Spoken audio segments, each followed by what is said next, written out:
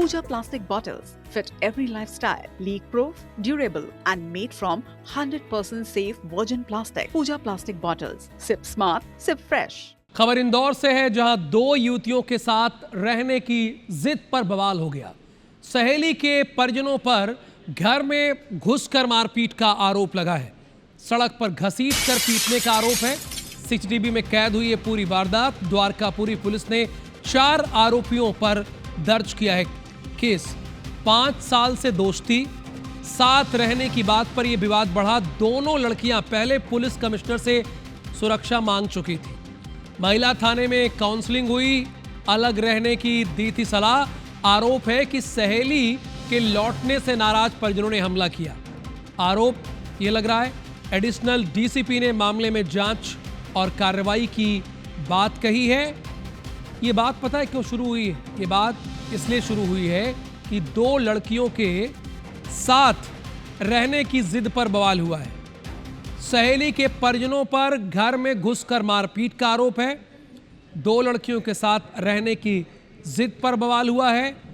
सड़क पर घसीट कर पीटने का आरोप है। द्वारकापुरी पुलिस ने 4 आरोपियों पर केस दर्ज कर लिया है।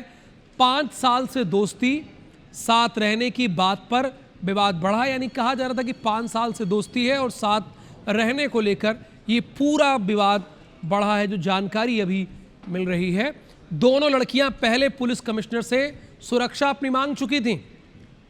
इनकी काउंसलिंग भी हो गई है और सलाह ये दी गई थी कि अलग रहें। चूंकि शुरुआत हुई है 2 लड़कियों के साथ रहने की जिद।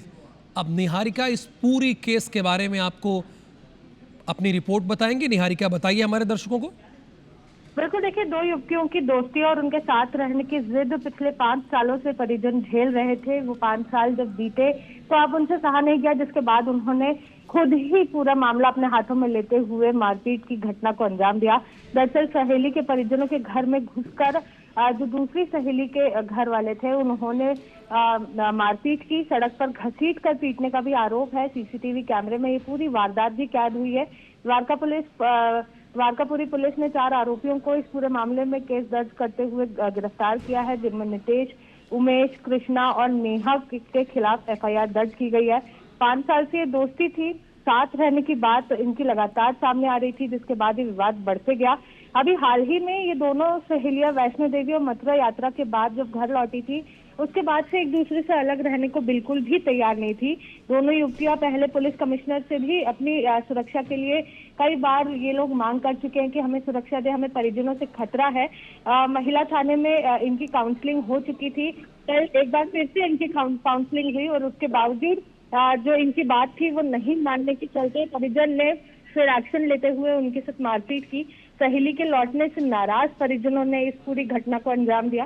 हालांकि अब एडिशनल डीसीपी इस पूरे मामले की जांच कर रहे हैं। जी, बहुत धन्यवाद निहारिका इस पूरी जानकारी के लिए आपका।